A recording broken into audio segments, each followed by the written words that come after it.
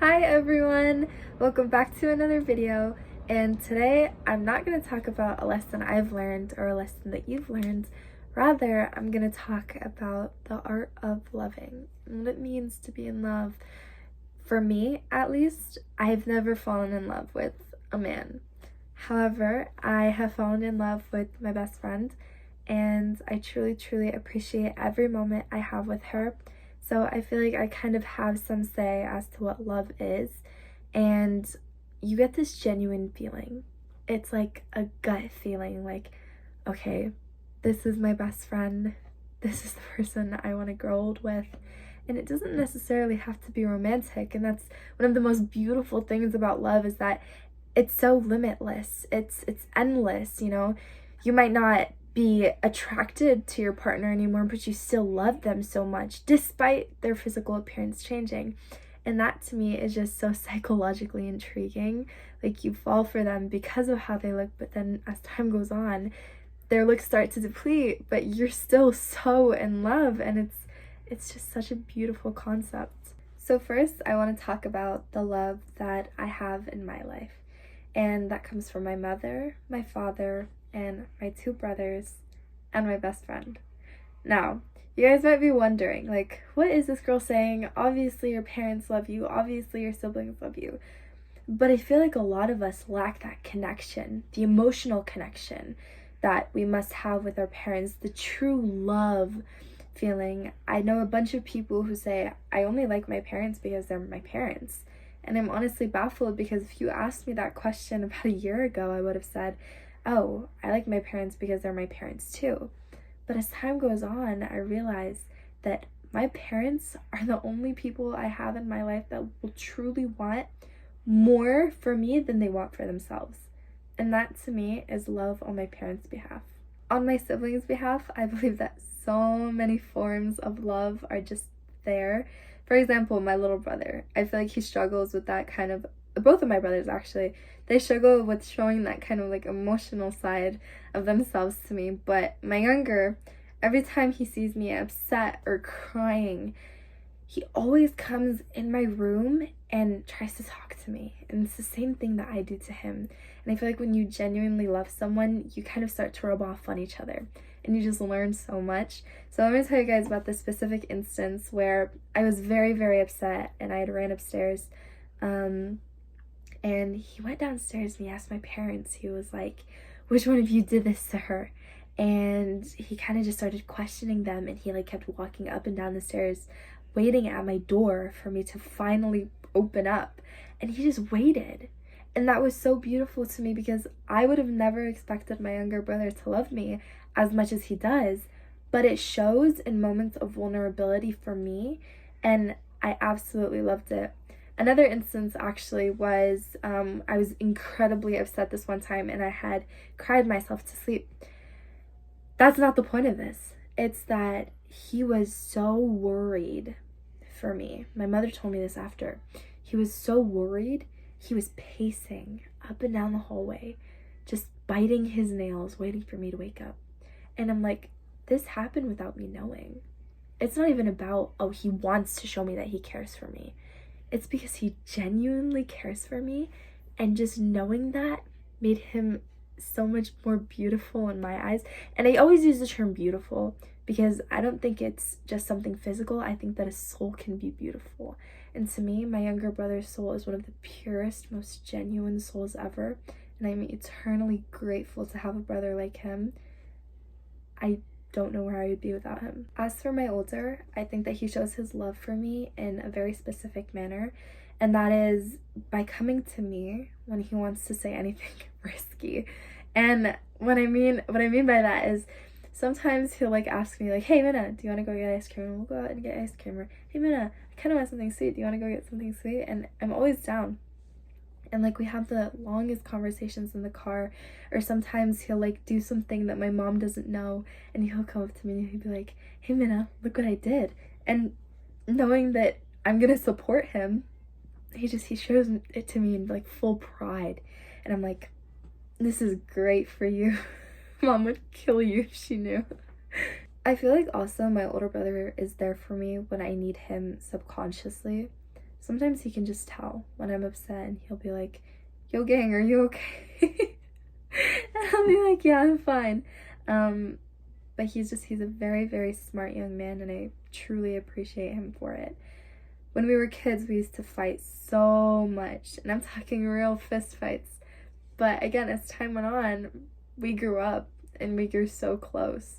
And again, I'm eternally grateful to have a brother like him in my life. Like, he gets my mind off a lot of things, and when I think about love, I think about my brothers. Now, one of my favorite parts is my best friend's love for me. I feel like love can be shown through, again, multiple ways. And one of the ways that my best friend shows me love is just by being there. And when I say being there, I don't mean like, oh, she asks me, am I okay? I mean, she's there for me when I don't know it. What do you mean, Minna?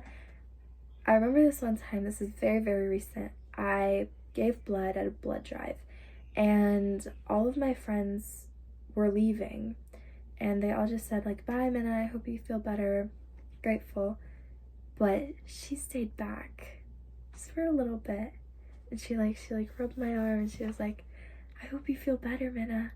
And I was just, that was such a reassuring feeling to me, and I'm like getting emotional, because I like went home and I thought about it, and I was like, this is how you know who genuinely loves you, because everyone's leaving and she stayed back, and the look that she gave me was like, guys, I can't even put it into words. The look, like when you looked at her, you could tell like she genuinely cared, and that was just so reassuring to me. And I was like, okay, I have someone who is not family who loves me for me, and I'm so blessed.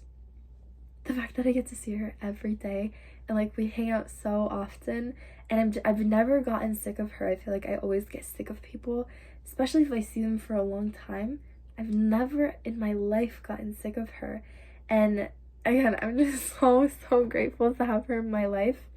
And also, she takes me in even when I'm in the wrong, and she'll always show me the right perspective. And when I say the right perspective, I mean she'll show me a side that I'm not looking at, and she'll be like, maybe it's this. So she opens my eyes to a lot of different things, and I'm so grateful. Now I'm going to talk about one of my trickiest relationships ever, but right now my favorite relationship, and that is my relationship with my father. My dad is one of the most hardworking men I have ever known in my entire. He's the hardest working man I know, and I say that because he came from overseas and he built his life up from zero, no degree, because his degree over there doesn't work here. They don't take it, so he couldn't work the job that he worked years to earn, and he came here for opportunity for his children, and he bought a house, and he raised 3 beautiful children. And I say it was very tricky because I like to talk, if you guys couldn't tell, and I also like to talk back. I'm a very challenging child, or I was a very challenging child, and even now I feel like I still debate with my father, but not in a disrespectful manner. Before, I would get into so many heated arguments with my dad, and he would just stay calm. And to me, that was just so eye-opening, because it would bother me how calm he was, and he knew I would get mad if he was so calm, and he would just pretend not to care. But I recently, not even recently, this was maybe a year ago, I got really mad at him, and I feel like he was just so upset, because he didn't have his daughter there, and I feel like a father's best friend is his daughter. And every man, once they raise a woman, they have like that engraved like feeling of love towards her. And I feel like my dad, despite saying so many times like, oh my god, like get out of here, I don't want you in my house, get married already, he wants me here, and he really does love me. Growing up, I feel like my father really struggled with showing emotion, and I think that that's a lot of men in general, they feel like they have to repress their emotions. And I understand that, but I feel like having a daughter really brings out your emotions. So this happened maybe a couple of months ago, 4 or 5 months ago, and I don't say this with pride, but I feel like it really broke down a barrier that my father and I had. There were a lot of minuscule things that he was doing that I just didn't appreciate, and sometimes all you have to do is communicate. He was watching TV, and I stood in front of the TV, I turned it off, and I was like, listen to me. And I said this very, very angrily, and I was like yelling. I was like, listen to me. I was like, you're doing this and this and this, and I don't appreciate it. And he just sat there, and he took all of it, and he didn't yell at me. He didn't hit me. He didn't fight me. And he was just sitting there, just looking at me. And I'm like, say something, and he's not saying anything. And I just got so mad, and I walked upstairs, or I ran upstairs, and I slammed my door shut. And about an hour later, he came upstairs into my room, and he looked at me, and he was like, let me explain everything to you. So he sat down on my bed, and he put his hand on my knee, and he started explaining every point that I brought up, and he explained why he did all that he did. He had this very gentle, fatherly tone, and I feel like I unlocked this side of him that I have never seen before. And I just sat there, and I was I was shocked, I was happy, but I also really just was grateful because it was so difficult for us to communicate. But as time went on, it got easier. That in on itself taught me that love doesn't just appear in out loud moments. Love is there in silence, and it's there when you least expect it. And for someone to love you and consistently be there for you is honestly such a flex on anyone's behalf. Just knowing that there's someone out there that'll support you through thick and thin, someone who will love you with without your money, someone who will love you for and not for your beauty, someone that'll just love you for simply being you. And that's something that a lot of people fail to grasp, and a concept that this recent generation has ruined, that love isn't about physical appearance. It's about you feeling a genuine connection with another person. And when I say a genuine connection, I don't mean like, I mean you literally feel like this is the person that you want to spend the rest of your life with. This person that you want to marry, this person that you want to see beside your bed, the day that you give birth, the person that you want to travel the world with, the person that you always want to go on little coffee dates with. And again, it doesn't have to be romantic. This can all be with your best friend. I mean, I've always thought about this, but what if I named my kid after my best friend? I mean, she'd be there for me forever. Never get rid of her. So I just talked about love with other people. But I feel like another very, very important form of love is love for yourself. And love for yourself entails so many things. It includes forgiving yourself and loving yourself, accepting yourself for who you are, knowing that this is how you were created and this is how you're gonna leave. I've told a lot of my friends this multiple times, but I feel like you cannot allow another person to love you without loving yourself. And when I say another person, I mean like someone that is not family. You'll never believe the compliments that they give you, or you'll be confused as to why they love you. And a lot of relationships nowadays end because someone doesn't think they're good enough for another. That is incredibly insecure on their behalf. And again, in order for someone to love you, you must love yourself first. If you do not love and prioritize yourself, you are going to scare everyone who loves you away.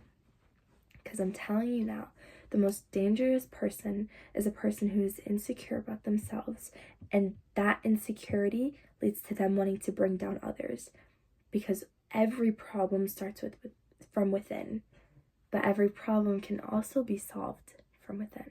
So let me talk about the difference between loving yourself and accepting yourself. I feel like when you accept yourself, you're like, okay, this is me, this is who I am, whatever. But when you love yourself, you're like, this is me, and I love who I am, the way I act, the way I walk, the way I talk. I love it all so much, and confidence radiates from within you.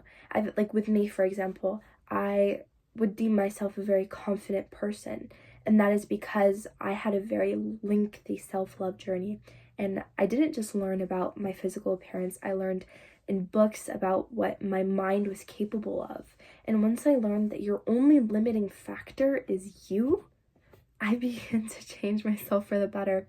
I do this Model United Nations conference thing, and I'm going to New York soon, which is why I'm planning on posting this video earlier than next week.